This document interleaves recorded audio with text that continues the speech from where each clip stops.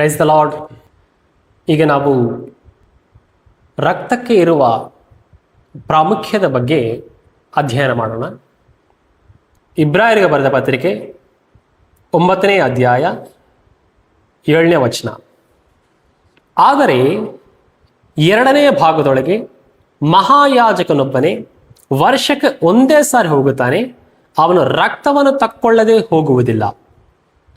ನಾವಿಲ್ಲಿ ನೋಡೋದಾದರೆ ರಕ್ತವಿಲ್ಲದೆ ದೇವರನ್ನು ಸಮೀಪಿಸಲಿಕ್ಕೆ ಅವಕಾಶವಿಲ್ಲ ಅಂತೇಳಿ ವಾಕ್ಯವಾಗಿ ಹೇಳ್ತಾ ಇದೆ.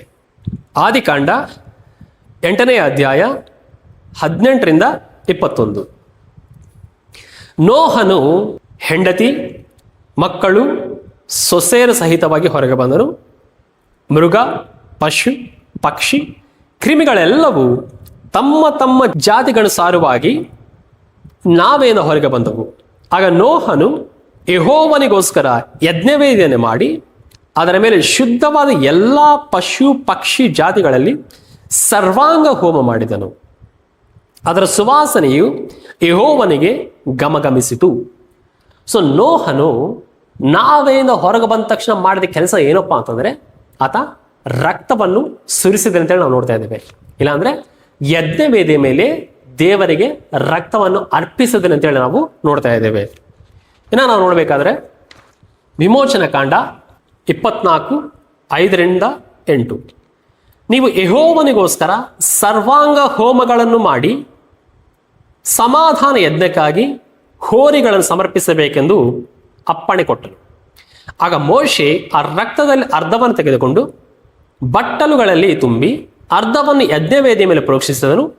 ಆಗ ಮೋಶೆ ಆ ರಕ್ತವನ್ನು ತೆಗೆದುಕೊಂಡು ಜನರ ಮೇಲೆ ಚಿಮುಕಿಸಿ, ಇಗೋ, ಈ ಗ್ರಂಥದಲ್ಲಿ ಹೇಳಿರುವ ಎಲ್ಲ ಆಜ್ಞೆಗಳ ಪ್ರಕಾರ ಯೆಹೋವನು ನಿಮ್ಮ ಸಂಗಡ ಮಾಡಿಕೊಂಡ ಒಡಂಬಡಿಕೆಯನ್ನು ಸ್ಥಿರಪಡಿಸುವ ರಕ್ತವು ಇದೆ ಎಂದನು.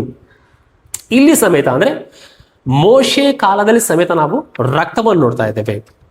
ಬೈಬಲ್ ಗ್ರಂಥ ಪೂರ್ತಿ ಅಂದ್ರೆ ಆದಿಕಾಂಡದಿಂದ ಹಿಡ್ಕೊಂಡು ಪ್ರಕಟಣೆ ಗ್ರಂಥವರೆಗೂ ಸಮೇತ ನಾವು ಎಲ್ಲ ಕಡೆ ರಕ್ತವನ್ನು ನೋಡ್ತಾ ಇದ್ದೇವೆ.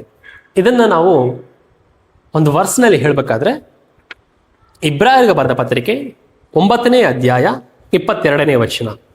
ಧರ್ಮಶಾಸ್ತ್ರದ ಪ್ರಕಾರ ಸ್ವಲ್ಪ ಕಡಿಮೆ ಎಲ್ಲ ವಸ್ತುಗಳು ರಕ್ತದಿಂದಲೇ ಶುದ್ಧೀಕರಿಸಲ್ಪಡುವವು, ರಕ್ತಧಾರೆ ಇಲ್ಲದೆ ಪಾಪ ಪರಿಹಾರ ಉಂಟಾಗುವುದಿಲ್ಲ. ಅಂದರೆ ರಕ್ತ ಸುರಿಯಲ್ಪಡಲಿಲ್ಲ ಅಂತಂದ್ರೆ ಪಾಪ ಕ್ಷಮಾಪಣೆ ಇಲ್ಲ ಅಂತೇಳಿ ವಾಕ್ಯ ಭಾಗ ಹೇಳ್ತಾ ಇದೆ.